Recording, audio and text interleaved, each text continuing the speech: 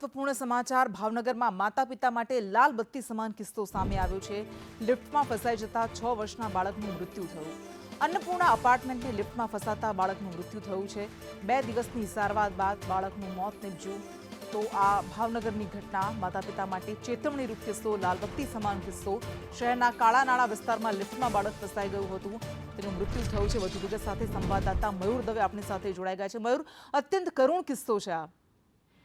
જી કૃષ્ણા, ચોક્કસથી વાત કરીએ તો કહી શકાય કે ભાવનગર શહેરમાં માતા પિતાને લાલ બત્તી સમાન જે કિસ્સો છે તે ભાવનગર શહેરમાં જોવા મળ્યો છે। કારણ કે શહેરના કાળાનાળા વિસ્તારમાં આવેલ જે અન્નપૂર્ણા એપાર્ટમેન્ટ છે તેમાં 2 દિવસ પહેલા એક બાળક છે તે લિફ્ટમાં ફસાઈ ગયો હતો।